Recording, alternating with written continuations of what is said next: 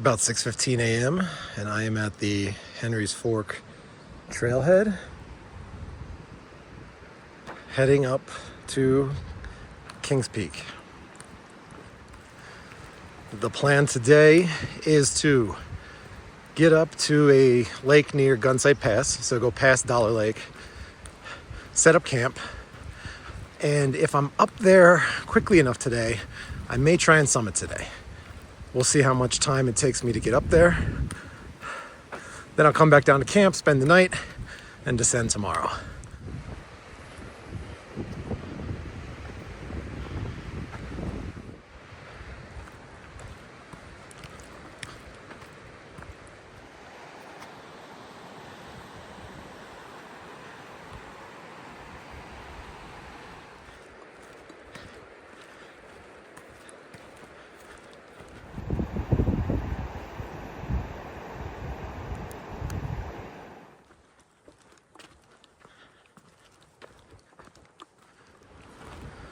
I'm at about 2.5 miles in, about an hour and 10 minutes of hiking, so a little over 2 miles per hour.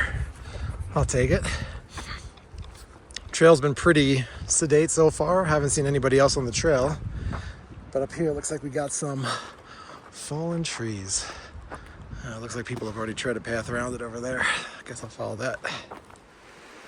At a little over 3 miles in here, there's a nice spot to fill up water bottles or soak your feet.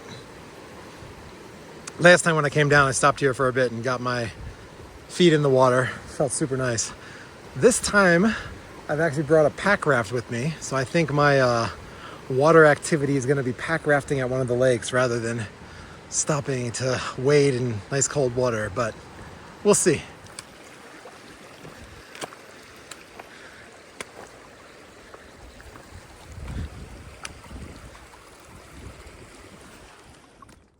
About 5 miles in here, we have this choice. We can go balance beam or rock hop. I think I'm going to try the balance beam.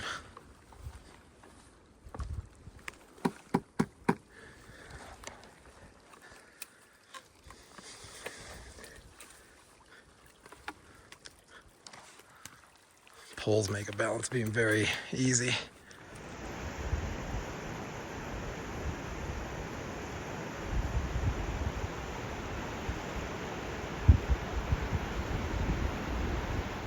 When you get to this sign, you follow the curving trail to the left over there to the footbridge.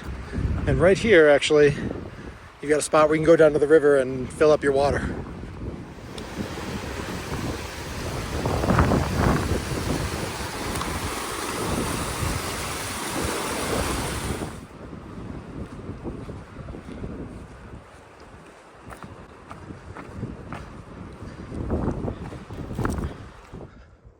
I'm approaching 7 miles, 6.5, 7, and I'm pretty sure I remember better this time which mountains are which.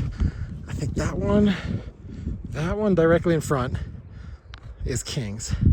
That is the one to the left. I forgot what the name of it was, but it's the one you go behind it on the regular trail, and then you go up Kings from the part that we can see. Here I can see that the normal path doesn't really have much snow on it, so that's good.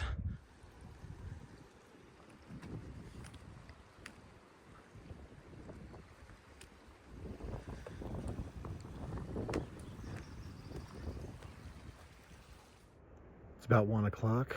That is Dollar Lake, and I've set up camp, rested a bit. Now let's give it a shot. Peeking out directly center screen right now is Kings Peak, and here's Gunsight Pass where we'll head up. So I started the ascent into Gunsight Pass, and I've had to walk on a couple snowfields. I haven't felt the need to take out my Microspikes yet, but we'll see what happens as we get up higher.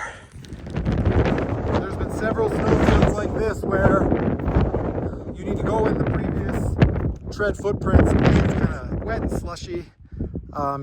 You'll fall in and make an imprint if you fall, but you can see you could also sled down the hill, and that ain't going to be fun. So this is a proceed with much caution I am now on the other side of Gunsight Pass. We've got the view below. You can see various trails snaking around down there, but I'm taking what is called, quote unquote, the shortcut. Basically, there's a path here that's kind of hard to follow. But you can see footprints in the snow up there. Basically, that's where I'm heading. This is pretty much the same route I took before, so I guess I did take the shortcut last time. I just didn't really know that it was called that. This is a hard part to navigate, but the footprints in the snow do make it a little easier. The trail here is pretty much just a trail in quotation marks only. I'm basically making a beeline to those footprints in the snow and trying to follow anything that looks like a trail as I do. Well, I did find my way back to something that resembles a trail here, and it looks like it connects right to the footprints. So back to easier walking. Here's the view from a quick rest before crossing the snowfield. And here's the view from the post-snowfield break.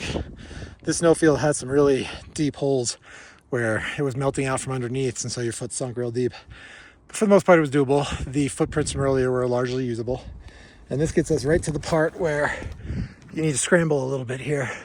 I think last time I was here, I scrambled right around this rock here, but this actually looks easier than the one I did. So I'll stick with where these footprints led me. I am taking a break about 12 miles into my hike today. Kings Peak is in sight right there. So the remainder of the hike is along that way, up the ridge, that's Anderson Pass right there, and then along the ridge line up to that protrusion, I'm pretty sure is the highest point. I've made it across the rock field and I'm about to start the ascent to Anderson Pass over here. I'm in the wind shelter that's between the mountain on the left and the path up to Anderson Pass. It's not blocking much. Climbed up that to here at Anderson Pass, and I've got that left. That one closest in sight right there, that's a false peak. Well, tired but feeling okay, so going for the peak. Oh, here we are, Kings Peak. I got 2-ish hours of light left. Maybe an hour of light and then an hour of twilight. So I want to get back. I want to get down as far as I can. So there's the highest peak. Woo, touch it, touch it, touch it, touch it. Yeah. Ah, man, that was a lot of work. All right, get my butt out of here. This is a snowfield that's way up by the peak, and it's the only one all day that's actually been kind of icy. Temps are actually not below freezing. It was still slippery as opposed to slushy, so I'm going to go ahead and put these on for now and keep them on for a while and see if they prove useful. All right, all set. In about 5 minutes, this happened. Both poles. So I'm taking a different route down the Valley Trail. I forgot what the formal name of the trail is, but it basically goes down in the middle of the valley, and then down below Gunsight Pass, and then you got to go uphill a little bit. The uphill sucks, but it doesn't have the amount of, it's more of a trail, right? So it has less loose rock, and without my trekking poles and given how tired I am, I really don't want to be walking on tons of loose rock. And also they've got snowfields over there that the poles are really useful for. So I can avoid most of the snowfields by going this way. It is almost 11. I tried to take a shortcut and failed and extended my time because I had to go down a steep slope. Oy vey. But now I'm back below Gunsight Pass. I guess below, I should say. I'm to the north of Gunsight Pass, so heading back to the campsite. Can't wait to get to that tent. Whew.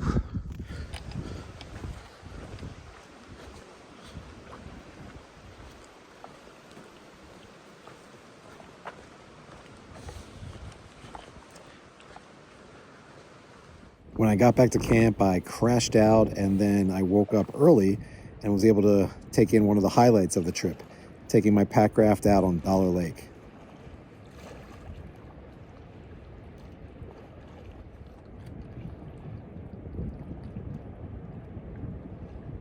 Well, I broke out the pack raft for the first time in an actual packing situation.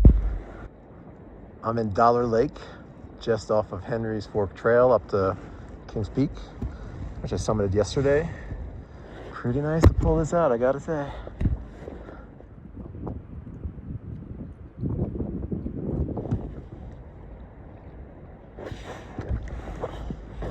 Kind of hard to film and paddle at the same time, but I can spin.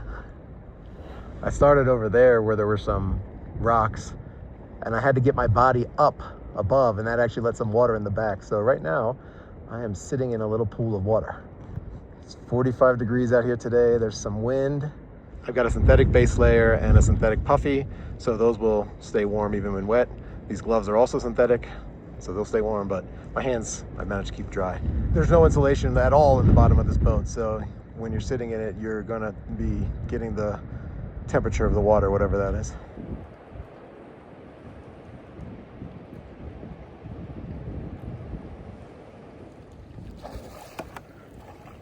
Ooh, that feels surprisingly good. Whew.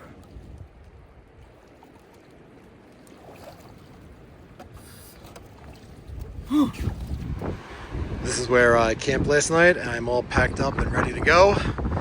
Departing from Dollar Lake at around 10:37. This is still in Central Time.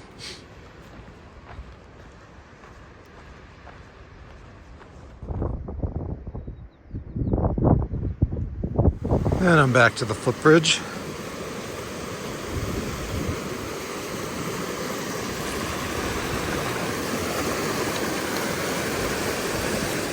Well, I'm back at this crossing now, and without my poles, I am not going to try the balance beam. We'll go rock hopping.